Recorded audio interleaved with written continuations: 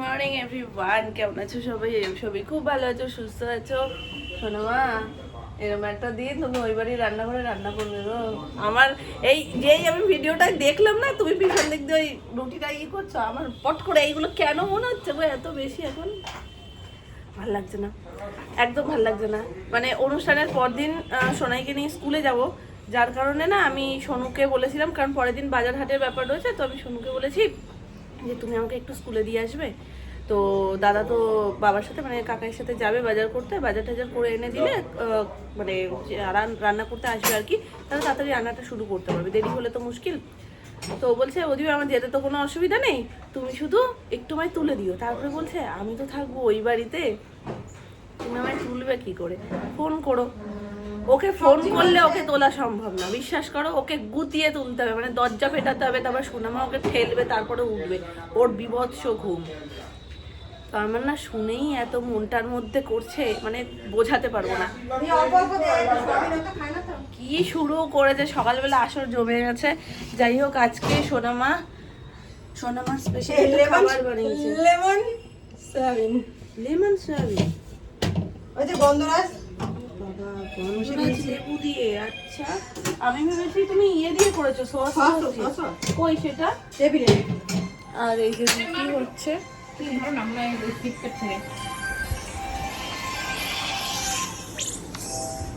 কিছু অর্ডার করেছিলে?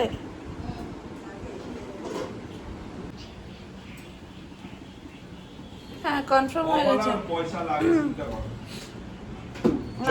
এই যে লেমন সয়াবিন, তার সাথে আবার ইয়ে রয়েছে, লেমন চিকেন করে। তো কি হয়েছে? সব রান্নার নিরামিষের মধ্যে কি হবে না? লেমন চিকেনই শুধু হবে কেন? লেবু কি বলেছে যে আমাকে শুধু চিকেনই দিতে হবে, সয়াবিনে দিলে আমি রাগ করবো? এই যে দেখে তো ভালো লাগছে। আর মামুনি টেস্ট করেছিল, মামুনি বললো খুব সুন্দর নাকি হয়েছে। চলো টিফিনটা করবো। পরোটা হলে জমে যেত। রুটিতেও জমাবো, দাঁড়াও। বেশি গরমে পরোটা খেলে না অন্যদিকে আবার জমে বেশি হয়ে যাবে। সকাল সকাল একটা অর্ডার এসছে, কি হয়েছে? খুলেছে যদিও, কলের ঝুড়ি।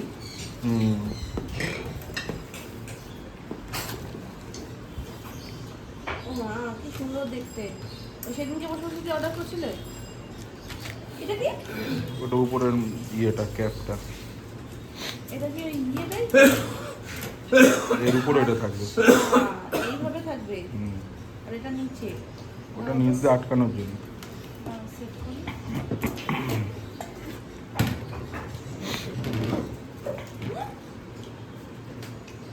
ওরম না, ওরম না, উল্টো উল্টো, ওইটা ওরম না। হ্যাঁ হ্যাঁ, খাবো গো, হয়ে যাবে দেশি কলা।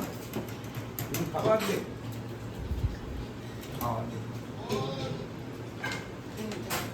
এরকম তো আপেল, দারুণ দেখতে। এটা সোনামা তোমার নতুন বাড়ির জন্য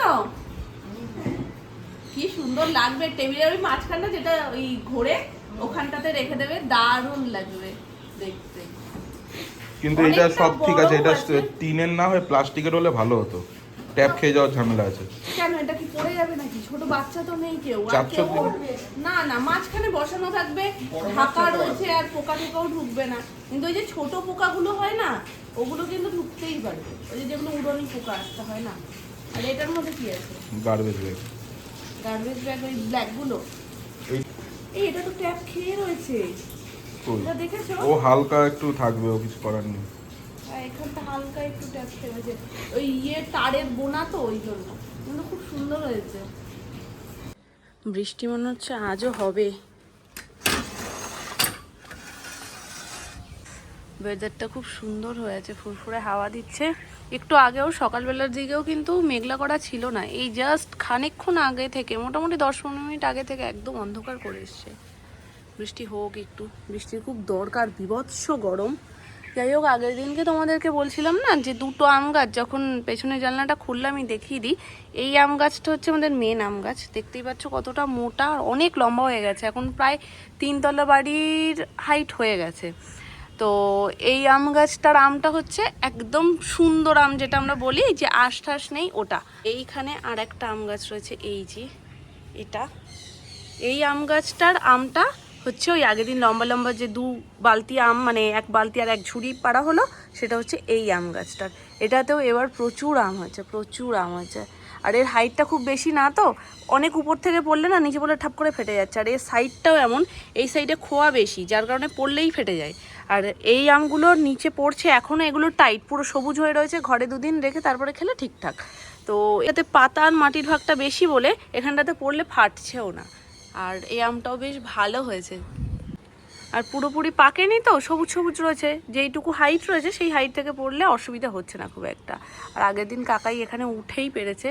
আর গাছে না থেকে থেকে এই যেমন এখানে একটা, তোমরা বুঝতে পারবে কি না এত দূর থেকে, দেখতে পাচ্ছ পিঁপড়ের বাসা, মানে যে টোপ যেগুলো দিয়ে মাছ ধরে ওই পিঁপড়ের বাসা, পাতা মুড়িয়ে মুড়িয়ে শুধু সারা গাছটার মধ্যে ওই পিঁপড়ের বাসা, এখানেও আবার আশফল গাছেও।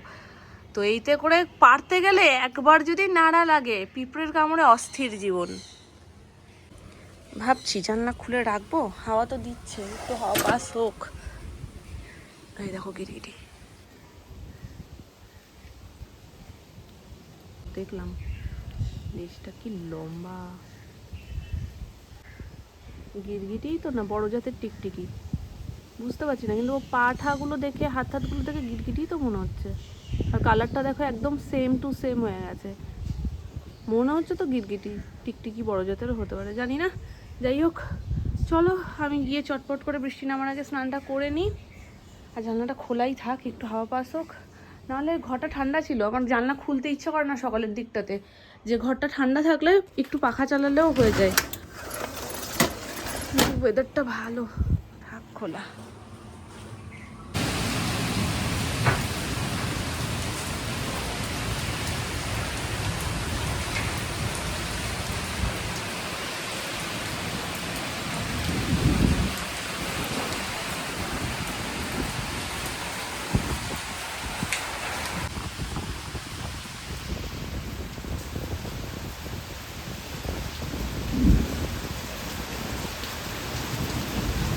চলে এসছে একটা পার্সেল, যেটা তোমাদের সাথে শেয়ার করা হয়নি, আমিও দেখলাম এক্ষুনি। এই যে হান্ডি সেট, যেটা 5টার সেট রয়েছে, এটা সব থেকে মিনি। এটা তারপরের, এই যে আমাদের এ বাড়িতে একটা আগে থেকে এরকম হান্ডি সেট ছিল, যেটা 3টের সেট ছিল, এটা 5টার সেট। সব ঢাকনিগুলো